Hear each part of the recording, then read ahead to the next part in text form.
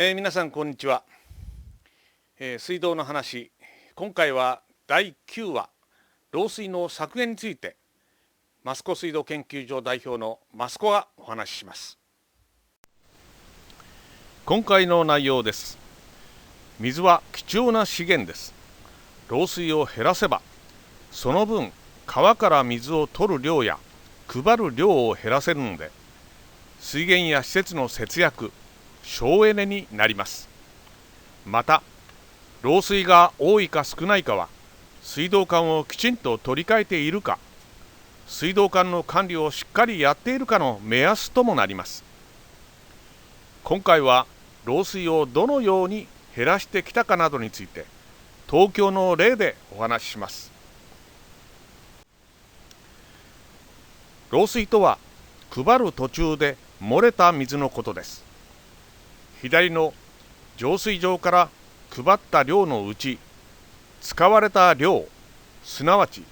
水道メーターで測った量を差し引いた残りの量を言います。漏水を減らすことができれば、水源や浄水場などの施設を余計に持つ必要がありません。配る量が減るので、電力も減らせます。水道管からの漏水が原因で道路が陥没するなどの漏水事故も減らすことができます。漏水の削減は長年の課題でした。これは東京の漏水率の推移です。戦後昭和20年代は 30% ぐらいありましたが、最近は3% ぐらいで推移しています。世界の中でも極めて低いレベルになっています。地震や車の振動などで水道管が揺らされながらも、また水圧が高く漏水しやすい状況にありながらも、漏水率を低く維持しています。これは水道管を耐震化するためや鉛管を減らすため、また漏水による事故を予防するために水道管の取り替えや漏水の調査などをしっかり行ってきたからであると思います。次は水はどこから漏れているかについて見ていきます。これは年間の漏水修理件数の内訳を示したものです。ご家庭に水を送っている細い給水管からの漏水が圧倒的に多く、6700件で 96% を占めています。元の太い排水管からの漏水は250件で 4% しかありません。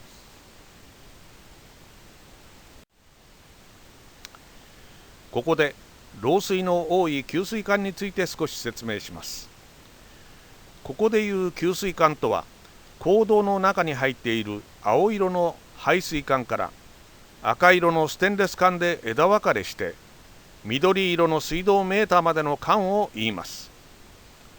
この部分の漏水の修理は水道局負担で行い、先ほどの修理件数はこの部分の修理件数を言います。メーターから下流の部分の敷地内での漏水修理もありますが、これはお客様負担となっていて、先ほどの修理件数には含まれません。この部分は漏水があっても、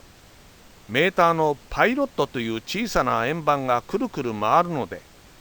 メーターの検針時などに確認してすぐ修理できます。左のように坑道に面している住宅では、水道メーターまですでに 100% ステンレス管になっています。一方、右側のように私道、私道については、坑道の部分はステンレス管ですが、私道の部分はビニール管のところが多く、メーターまでの距離も長いので、ここでの漏水が多くなっています。どの種類の給水管が漏水しやすいかの比較です。単位長さあたりの漏水発生率、つまり同じ長さでどれだけ漏水が発生しているかを見ると、鉛管を1とするとビニール管はその5分の1です。ステンレス管はビニール管の20分の1、つまり鉛管の100分の1となります。ステンレス管の凄さがお分かりになると思います。水道の話第2話の地震対策でもお話ししましたが、ステンレス管は40年前から使われています。それまでは鉛の管が使われていました。私が水道局に入って最初の仕事が、それまでの鉛の管に代わる新しい管を何にするかということでした。結局、世界初のステンレス管の全面採用ということになりました。その後、写真にあるような継ぎ手のいらない蛇腹管に改良されました。これは蛇腹部分を手で曲げることができるので、配管しやすく、耐震性があり、継ぎ手がないので漏水の心配もなく、しかも錆びないので耐久性があり、水質にも影響しないという画期的なものです。給水管からの漏水はステンレス管に変えて激減しました。赤線が給水管の漏水修理件数、青線が公道のステンレス管の割合です。鉛管からステンレス管に変えたのは昭和55年からですが、この時の給水管の漏水修理件数は左に示すように年間7万件もありました。現在はその10分の1の7000件です。公道の下の給水管が 100% ステンレス管に変わったのが平成16年ですが、それ以降も修理件数が減少しています。これは市道内のビニール管をステンレス管に取り替えているためだと思います。最後は排水管です。排水管の漏水はダクタイル管に取り替えてきて激減しました。ダクタイル管とはそれまでの脆い鋳鉄管に比べて格段に強くなった鋳鉄管のことを言います。これは昭和58年からの排水管の漏水修理件数とダクタイル管の率の推移を表したものです。昭和58年にはダクタイル管の率は 60% で、修理件数は年間5000件近くもありました。今はダクタイル管の率は 99% になり、修理件数はその20分の1の年間250件しかありません。単位長さあたりの漏水発生率を調べると、ダクタイル管は鋳鉄管の30分の1となっています。漏水が減ったのは、